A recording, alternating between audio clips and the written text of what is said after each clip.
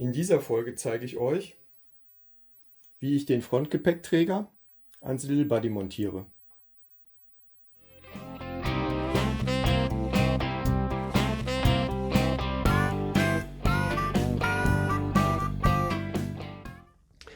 Um den Gepäckträger beim Little Buddy der ersten Generation zu montieren, müsst ihr an der Gabelbrücke die 7 mm Durchgangslöcher selbst bohren.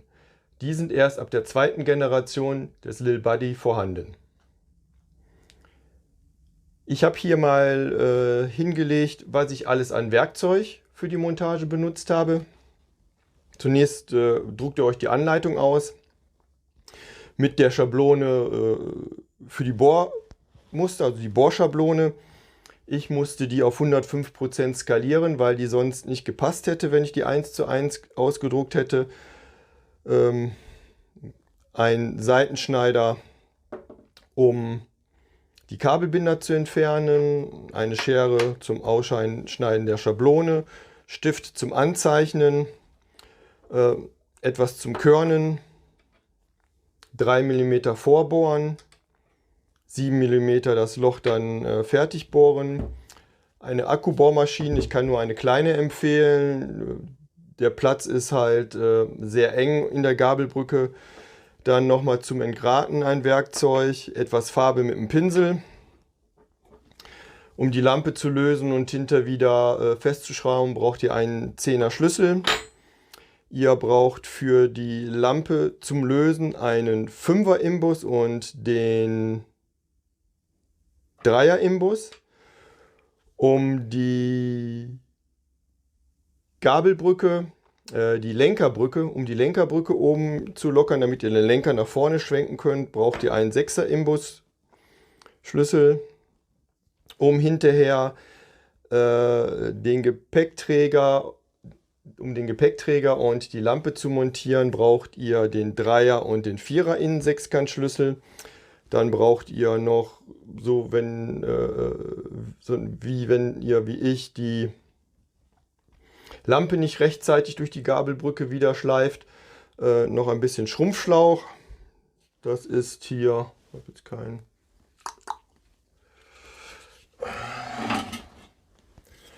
Das ist hier, ja, ist so ein Zentimeter im Durchmesser hat der so der Schrumpfschlauch. Feuerzeug oder ein Heißluftföhn, um das Ganze dann zu schrumpfen.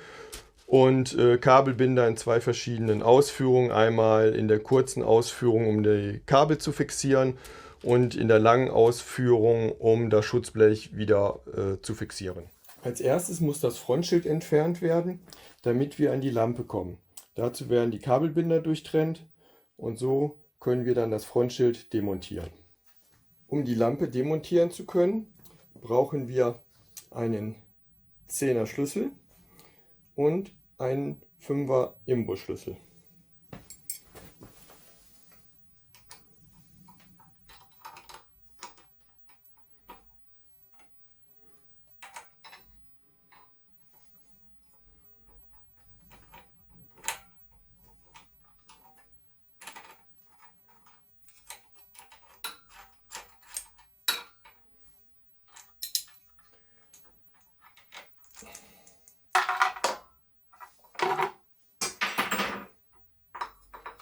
Die Halterung selbst wird mit einem 3er Innensechskantschlüssel demontiert.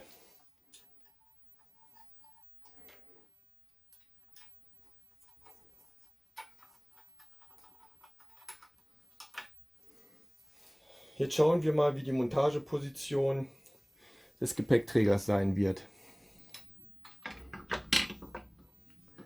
So, das kommt hier so rein. Bevor ich mit der Montage weitermache, kontrolliere ich, ob die ausgedruckten Schablonen auch mit dem Gepäckträger übereinstimmen.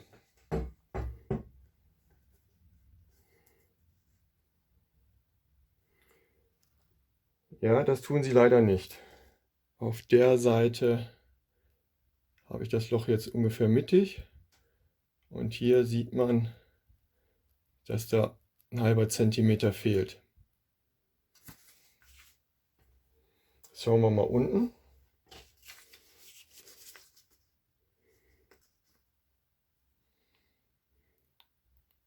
wieder mittig.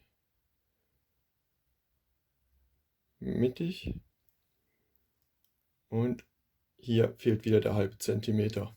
Wenn man die Schablonen also einfach ausdruckt und anfängt zu bohren, hat man hinterher das Problem, dass die Löcher nicht übereinstimmen. Darum rate ich jedem, kontrolliert vor die Schablonen, ob das Lochbild auch mit den Löchern im Gepäckträger übereinstimmen. Um die Schablonen zu vergrößern, habe ich in der Druckereinstellung eine Skalierung von 105% gewählt.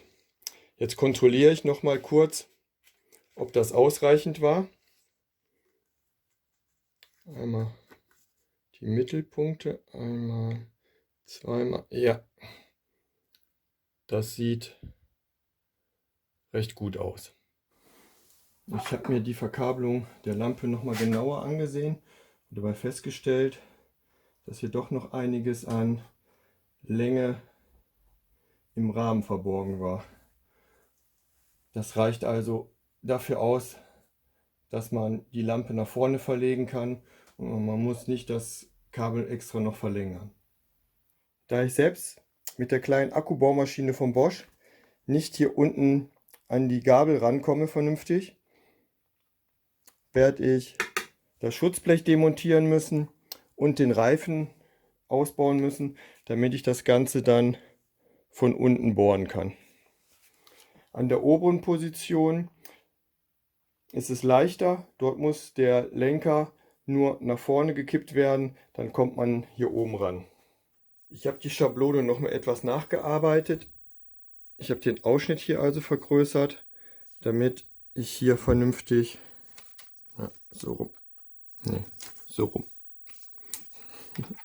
damit ich hier vernünftig über die Gabel komme. So, und jetzt schön positionieren. Ja.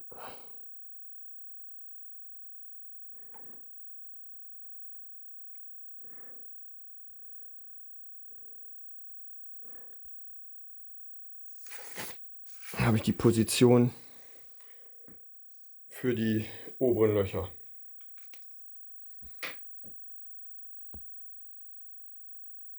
Um den Lenker nach vorne zu kippen, löse ich die Imbusschrauben am Vorbau. Dafür brauche ich einen 6er Innensechskantschlüssel. So, jetzt schwenke ich den aus dem Weg und fixiere den eben nur wieder ganz kurz mit 2 Schrauben. So, das reicht. Jetzt kann ich also hier vernünftig bohren. Mit Hilfe der Schablone habe ich mir die entsprechenden Positionen angezeichnet und sie dann gekörnt. Als nächstes bohre ich mit 3 mm vor.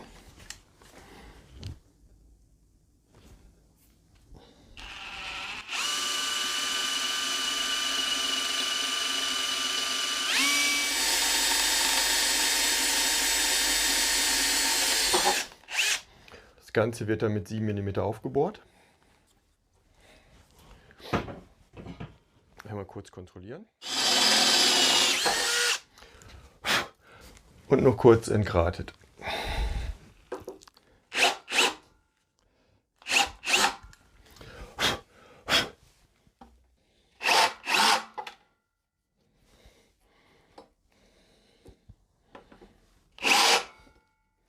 Ja. Damit ich die Bohrung an der unteren Gabelbrücke vornehmen kann, muss ich zunächst mal das Vorderrad ausbauen. So. Einmal. Dann das Schutzblech entfernen. Die Kabelbinder habe ich vorhin schon demontiert. Zweimal. So. Und jetzt haben wir hier die untere Gabelbrücke vor uns. Bohrschablone würde hier so reinkommen. Jetzt einmal wieder körnen.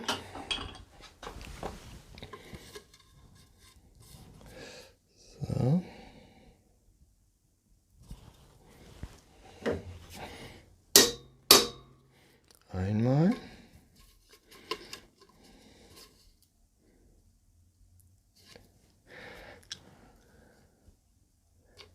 Na.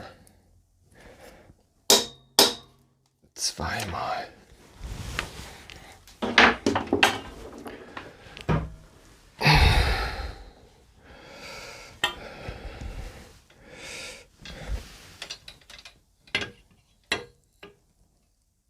Ja, haut hin. Ja, die Bohrungen sind nicht einfach zu setzen, da ich hier nicht ganz so viel Platz habe.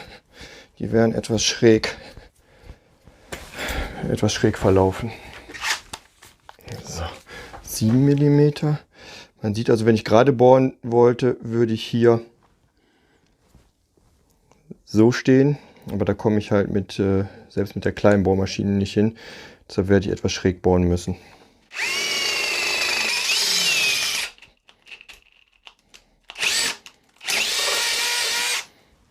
Graten.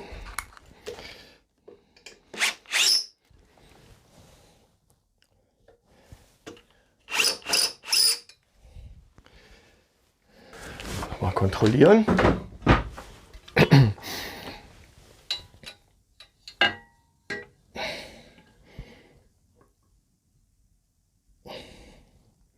Ja, auch das passt genau. Jetzt habe ich ja hier die Bohrung gesetzt, damit den Lack aufgebrochen.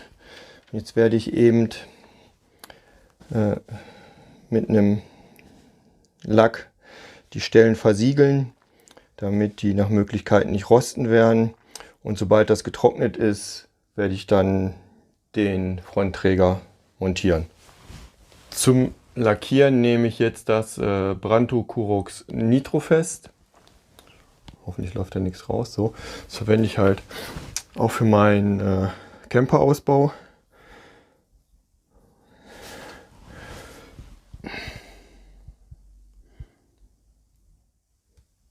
Umso weniger hat das Ganze dann Chancen zu rosten.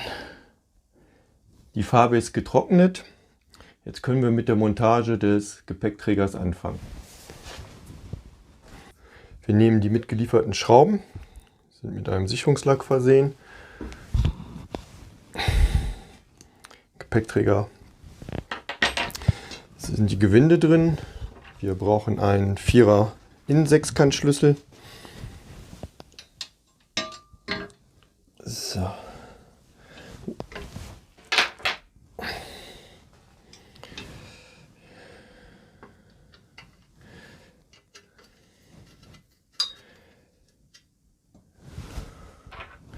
Erstmal nur handfest anziehen, damit wir das nur positionieren können.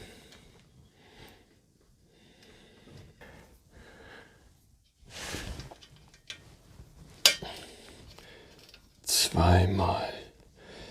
So. Jetzt ziehe ich alle Schrauben richtig fest. So.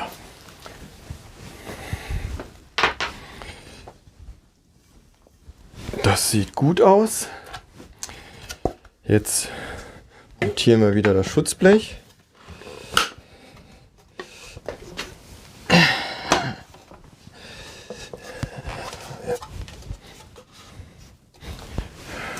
Neue Kabelbinder verwenden wir.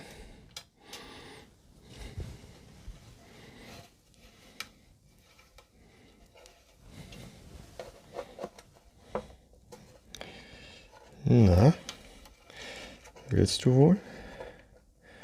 So.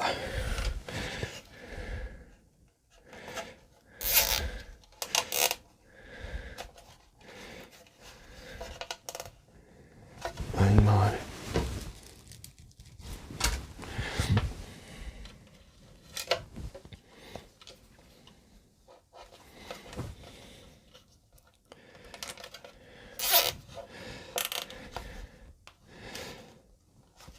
Zweimal.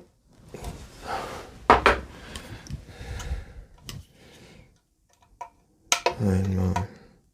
Zweimal. Jetzt kommt das Vorderrad.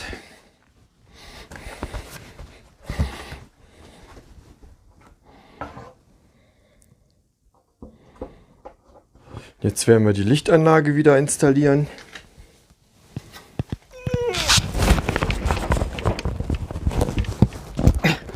Nichts umhauen.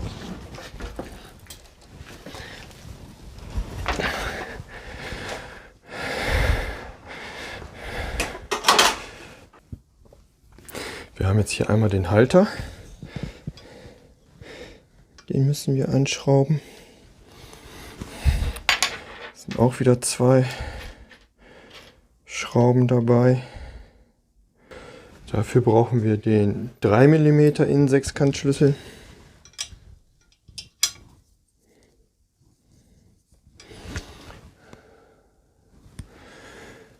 Nach innen soll das gerichtet werden. So.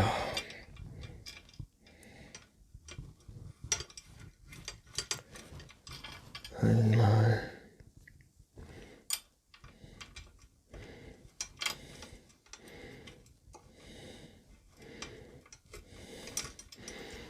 Zwei.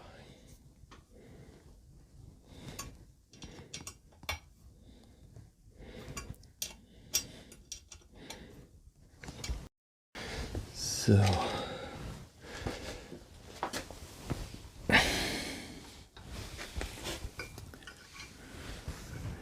Wow.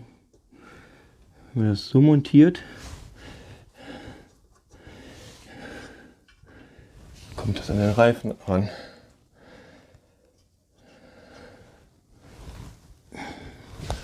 Aber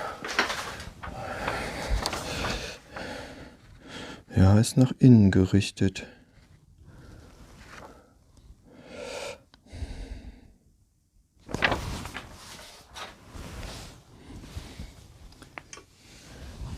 Nee, das ist mal ganz großer Mist. Ganz großer Mist, so. Nochmal losschrauben. Gucken, wie das andersrum montiert ist.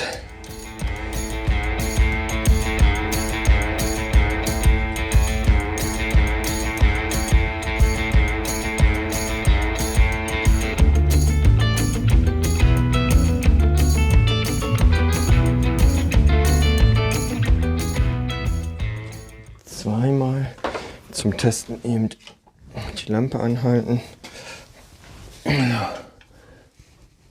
Ja, das sieht wesentlich besser aus.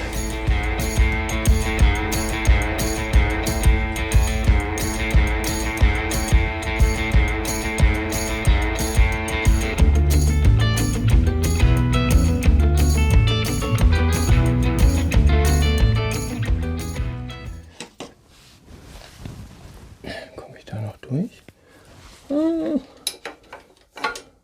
Verdammt. Verdammt. Ich hätte eher den Kabel hier durchlegen sollen.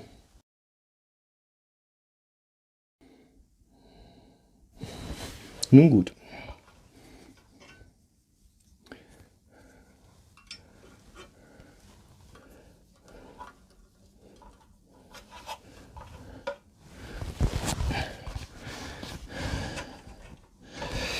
Alternative ist, hier scheint ein Stecker zu sein. Den Schrumpfschlauch einmal öffnen, einmal die Steckverbindung öffnen.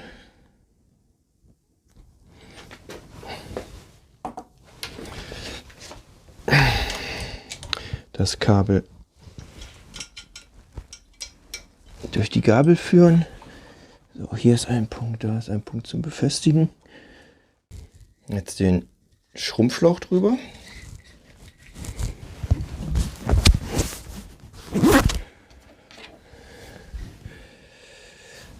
Jetzt montieren wir erstmal die Lampe.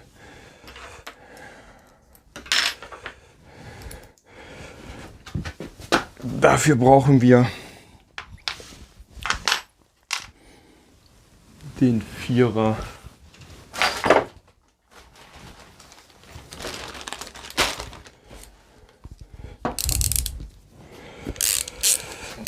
den 4er Innensechskant und einen 10er Schlüssel oder eine 10er Nuss. So, das Licht haben wir hier.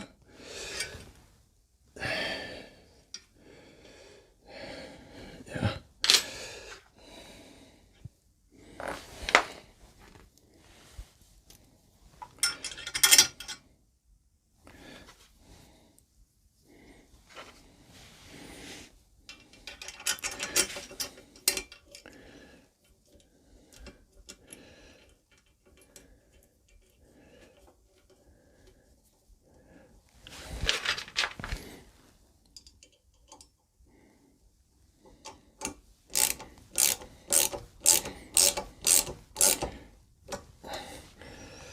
So.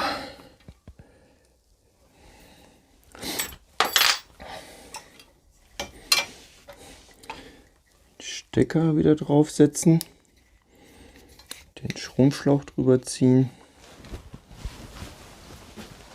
und einmal kurz mit dem Feuerzeug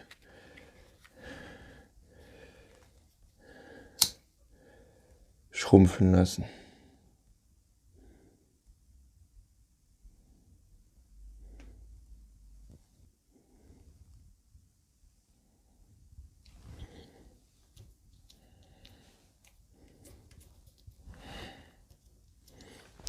Schauen wir einmal, ob das Licht funktioniert. Ja,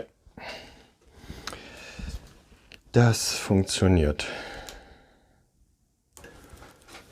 Jetzt verlegen wir das Kabel noch ordentlich.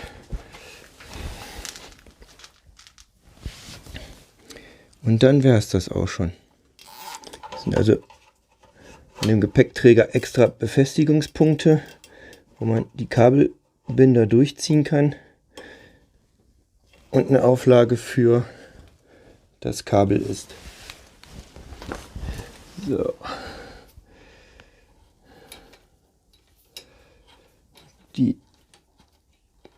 Das überschüssige Kabelmaterial schieben wir wieder in den Rahmen rein.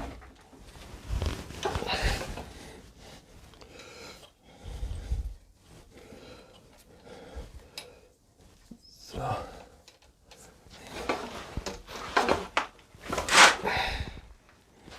Ja, noch ein bisschen raus.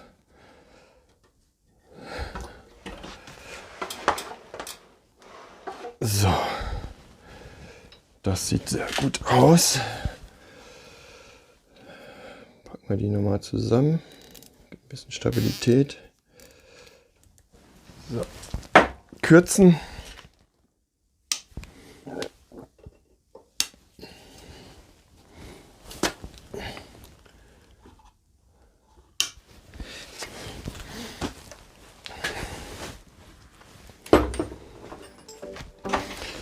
Und fertig.